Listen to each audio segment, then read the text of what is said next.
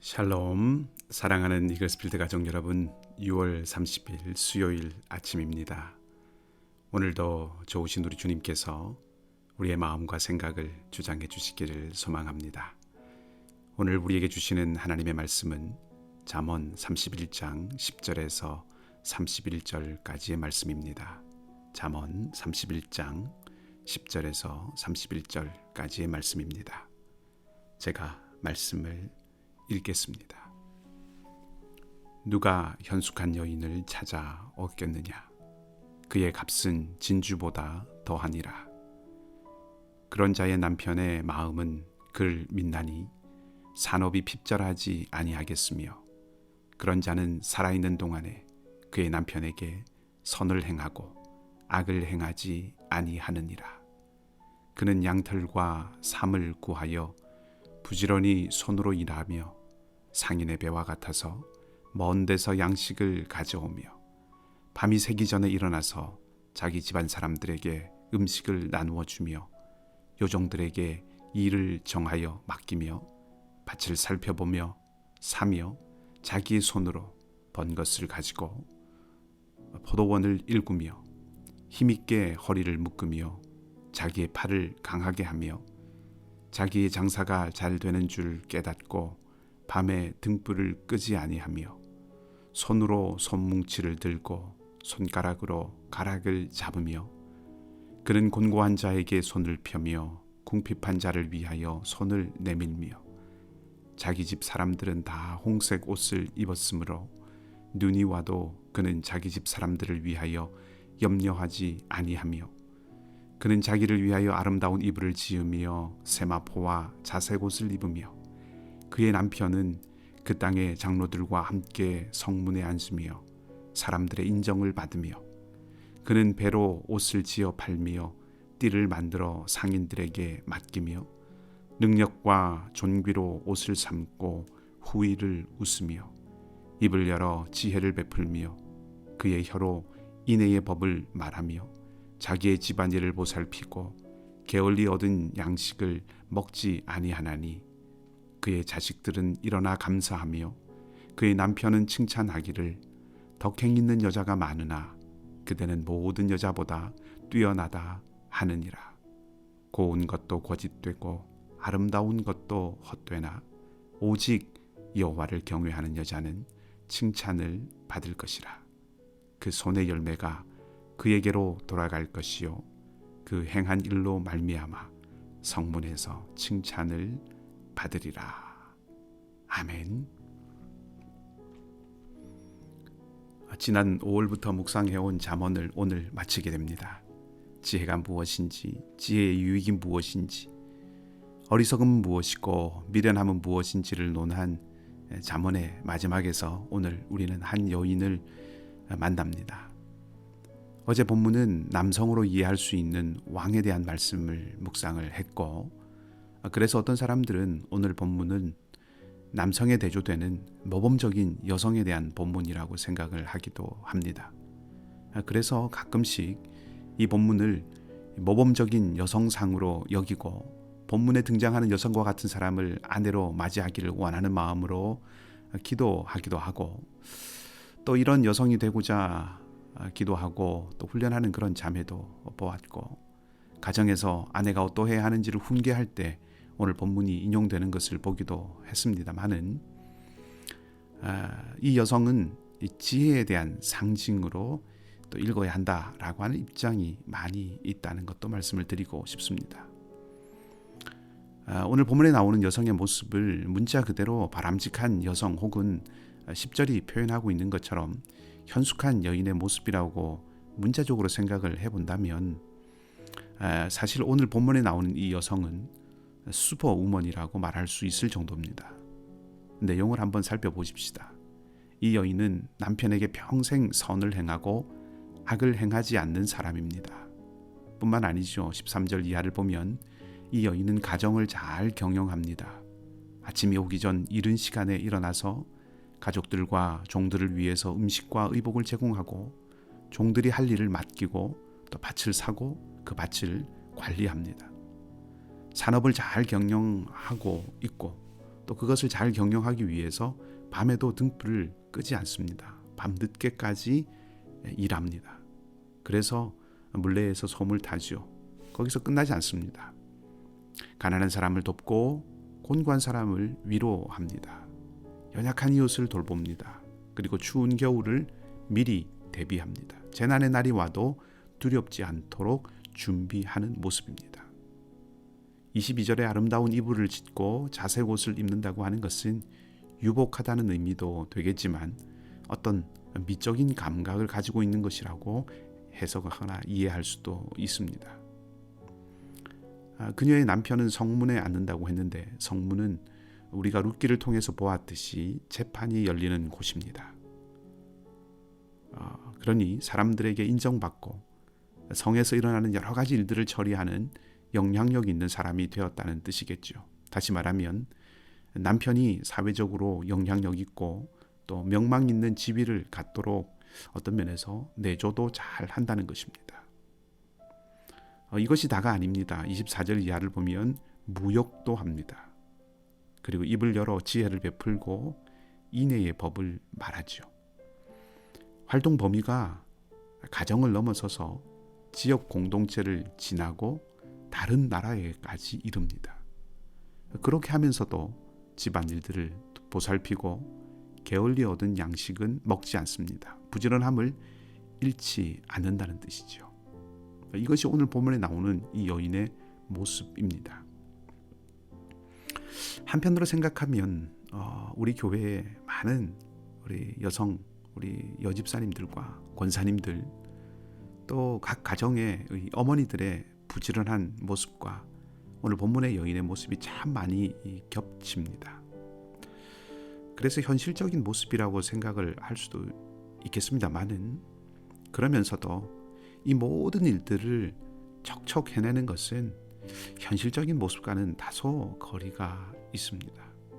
그래서 슈퍼우먼이라고 말할 수 있는 것이고 또 이런 여인을 아내로 맞이하라고 조언하는 혹은 좋은 신부감의 조건을 달고 있는 그런 본문이라고 하기에는 오늘 본문을 그렇게 읽는 것은 다소 무리가 있다는 생각이 듭니다.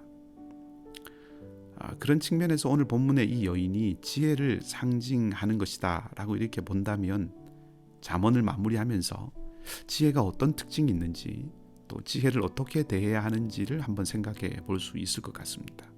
그리고 그렇게 본문을 읽으면 이 본문은 아내 혹은 여성이 어떤 모습을 가져야 하는지를 판단하게 하는 그런 기준이 아니라 우리 모두가 어떻게 살아야 하는지를 생각해 보게 하는 말씀이 됩니다. 오늘은 그런 측면에서 말씀을 조금 살펴볼 텐데 4가지 정도를 간단하게 말씀을 드리겠습니다. 우선 10절은 지혜의 가치는 진주보다 더하다고 말합니다. 잠언은 계속해서 지혜가 제일이라고 강조해 왔는데 잠언을 마치면서 지혜의 가치는 그 어떤 귀중한 보석보다도 뛰어난 것이라고 다시 한번 강조하고 있는 것입니다. 이 땅을 사는 우리가 가장 귀한 가치로 여기고 추구해야 하는 것이 지혜라는 것을 말하고 있는 것이죠. 두 번째, 지혜를 가진 사람들은 서로 신뢰하고 존중하는 관계를 맺을 줄 아는 사람이라는 것입니다. 11절과 12절은 남편과 아내의 모습을 말해주고 있습니다. 아내로 묘사된 여인을 지혜라고 본다면 남편은 그 지혜를 받아들인 사람이라고 할 수 있겠지요. 그러니 지혜를 가진 두 사람이 서로 어떤 모습을 보이는가 하는 것을 이 말씀을 통해서 볼 수 있는 것입니다. 자, 이 두 사람이 서로 어떤 모습을 보입니까? 남편은 아내를 믿습니다. 신뢰합니다. 아내는 남편에게 선을 행합니다. 선하게 대합니다. 존중합니다. 일반적인 남편과 아내의 관계에서도 적용될 수 있는 말씀이겠습니다만은 지혜를 염두에 두고 표현한다면 지혜 있는 사람의 특징은 신뢰를 잃지 않게 하는 사람이고 존중을 표할 줄 아는 사람이라고 할 수 있습니다. 지혜가 없는 사람은 신뢰를 가벼이 여기고 남을 함부로 대하는 사람이라고 또 생각해 볼 수 있겠지요. 세 번째, 지혜를 가진 사람들은 다른 사람의 유익을 구하는데 부지런합니다. 남을 위해 나를 망가뜨리고 또 해한다는 뜻이 아닙니다. 유익을 끼치는 삶을 산다는 것이죠. 13절부터 나오는 모습을 가만히 보면 관계를 맺고 있는 모든 사람의 유익을 구하는 이 여인의 모습을 발견할 수 있습니다. 이 여인은 자기의 부지런함으로 종들에게 일을 정해주어 규모 있게 일하게 하고 사람들에게 음식을 공급하고 옷을 지어 입힙니다. 내 부지런함으로 남편이 빛나게 해줍니다. 남편이 빛나기 위해서 아내를 희생시켜야 한다고 착각하시면 안 됩니다. 이 말씀 그런 말씀은 아닙니다. 내 부지런함이 다른 이가 선한 영향력을 발휘하는데 사용되게 한다는 것을 말하는 것이죠. 한마디로 지혜는 유익을 쫓고 그리고 그 유익을 나를 위해서 쌓아가는 그런 삶을 살아가게 하는 것이 아니라 유익을 끼치고 유익을 나누어 주는 삶을 살게 한다는 것입니다. 네 번째, 지혜가 있는 사람은 약한 자를 돌봅니다. 20절은 지혜인 이 여인이 곤고한 사람에게 손을 펴고 궁핍한 사람을 위해서 손을 내민다고 말합니다. 이 말은 문자적으로는 한 손은 가난한 사람에게 펼치고 다른 손은 궁핍한 사람에게 보낸다는 뜻입니다. 앞절인 19절은 한 손으로는 물레를 보내고 다른 손으로는 실을 탄다 이렇게 번역을 할 수 있는데 두 손을 모두 움직이는 부지런함을 보여주는 거죠. 이 말씀과 이어서 연결시켜 보면 두 손 모두 부지런히 움직이는데 그 손이 가난한 사람을 돌보는데 부지런하다는 것입니다. 어리석은 자는 자기만 안전하면 충분하다고 생각하지만 지혜가 있는 사람은 모두가 안전해야 한다는 것을 아는 것이지요. 이런 삶을 한마디로 30절에서 여호와를 경외하는 것이라고 말합니다. 그리고 그 삶에 대한 반응이 28절 이하에 나오는데 한마디로 칭송, 칭찬입니다. 이제 잠언을 마칩니다. 우리는 잠언을 통해서 이기적인 태도나 삶의 처세술과 같은 것이 아니라 하나님을 영화롭게 하고 모든 사람을 유익하게 하는 삶을 살아야 한다는 것을 계속해서 확인해 왔습니다. 그것이 지혜자의 삶입니다. 그리고 그 삶의 궁극은 바로 복음과 하나님 나라를 위해서 사는 삶입니다.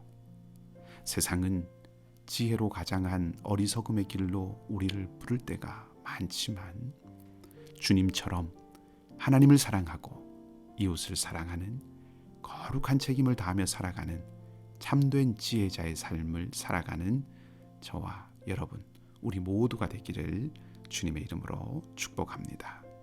함께 기도하겠습니다. 참된 지혜의 근원이 되시는 하나님 아버지, 오늘 이 현숙하고 유능한 여인의 모습을 통해서 하나님으로부터 온 참된 지혜는 무엇보다 고귀한 가치가 있는 것이며 신뢰를 주고 존중을 보이는 삶을 살게 하고 자기 일의 부지런함을 통하여서 이웃의 유익을 구하고 연약한 이를 돌보며 살아가는 삶임을 우리가 다시 확인하게 되었습니다. 그리고 그 삶은 모두에게 칭송받는 삶이 되는 것을 또한 보았습니다. 하나님, 사랑하는 우리 이글스필드 모든 식구들이 주님처럼 이 아름다운 지혜의 삶을 살아가는 복된 하나님의 백성들이 다 되게 하여 주시옵소서. 오늘도 그렇게 말씀과 동행하는 하루가 되게 하시고 여러 가지 우리를 흔들리게 하고 상하게 하는 것들과 또 말들과 그리고 사람들 속에서 마음을 지키고 생각을 지켜낼 수 있게 하여 주시옵소서. 하나님, 이제 방역 조치들도 완화되어 가고 있습니다. 안전한 가운데 끝까지 우리 모두가 서로를 잘 지켜줄 수 있게 하여 주시고 상록회 어르신들의 안전과 건강을 특별히 지켜주시고 방학 중인 자녀들과 함께 해주셔서 미래를 잘 준비할 수 있게 하여 주시옵소서. 오늘도 우리 모든 이글스필드 공동체의 가정과 일터에 함께 해주시기를 간절히 소망하며 좋으신 주님 예수 그리스도 이름으로 기도하옵나이다. 아멘. 말씀을 기억하시고 자유롭게 기도하시고 오늘도 믿음으로 살아가는 복된 하루가 되시기를 바랍니다.